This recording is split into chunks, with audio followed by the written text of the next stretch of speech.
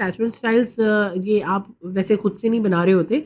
Attachment जो है ना बचपन में देखिए जो एक छोटा बच्चा जैसे मैंने पेरेंटिंग में भी कहती हूँ कि जो हमारे माइलस्टोन्स है ना फिज़िकल वो हमें पता है। जैसे अगर आपका एक छोटा बच्चा है और वो 6 मंथ्स का है, तो क्या आप उसको बोलेंगे उठो और चलना शुरू कर दो? कभी नहीं बोलेंगे क्योंकि अभी तो उसकी क्रॉलिंग की भी एज नहीं आई। वो लेटा रहेगा and you will be okay with that.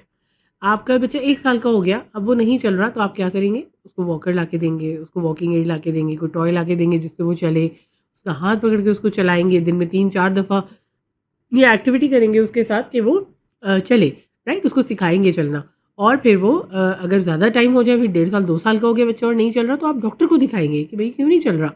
तो जो फिज़िकल माइलस्टोन्स है ना, वो तो हमें पता है।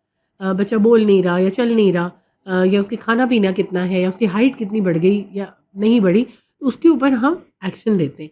लेकिन मेंटल इमोशनल जो नीड्स होती है ना, उनके माइलस्टोन्स हमें पता ही नहीं होते। तो होता क्या है कि मैंने कहा कि अच्छा मैंने अपनी मेड के साथ तो छोड़ दिया ना बच्चे को, वो मेड के साथ है, मैं ज़रा शॉपिंग करने जा रही हूँ। मैं 8 घंटे बाद शॉपिंग करके आई, वहाँ फँस गई रास्ते में, वो बहुत सारे इश्यूज़ हो गए। अब वो बच्चा मेड के पास था, तो मेड जो है ज़िम्मेदार नहीं थी। उसने बच्चे की नीड्स का उतना ख़्याल नहीं रखा, बच्चे की अटैचमेंट यानी उसका जो अटैचमेंट स्टाइल है वो हो गया एम्बिवेलेंट, हो गया इनसिक्योर। तो अब आप क्या करेंगे? बात ये होती है कि देखिए आप अपनी ज़िंदगी को क्यूरेट नहीं कर सकते।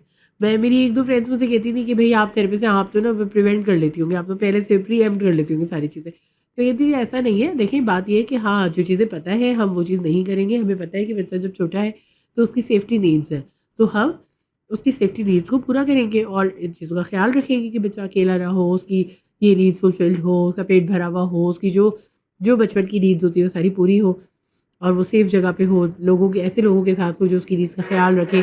लेकिन ऐसा भी हो सकता है कि अगर बहुत केयरिंग माँ है, बहुत ख़्याल रखने वाली माँ है, वो वॉशरूम गई, वो वहाँ पे फिसल गई या उसको देर हो गई आने में और बच्चे ने कुछ परसीव कर लिया।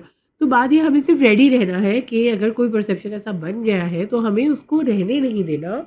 अगर 9, 10, 12, 15 साल की उम्र में बच्चा मैनिफेस्ट कर रहा है, कुछ दिखा रहा है, कोई साइन्स नज़र आ रहे हैं कि बचपन में कोई ऐसी फीलिंग डेवलप हो गई थी, तो उसको रिज़ॉल्व करना है, उसके बारे में बात करनी है। कई दफ़ा रो के भी ट्रॉमा रिज़ॉल्व हो जाता है।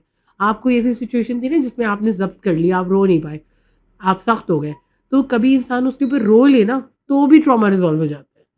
तो ये जो अटैचमेंट स्टाइल्स है ना, ये आप वैसे नहीं बनाते, ये आपके बचपन में बनते हैं और अगर आपको पता चल जाए, तो फिर आप इसके ऊपर काम कर सकते हैं। इसकी पूरी-पूरी थेरेपीज़ होती हैं। You can sign yourself up with the therapist और वो फिर they will guide you, they will help you with finding your trauma, resolving it और coming into a better emotional state.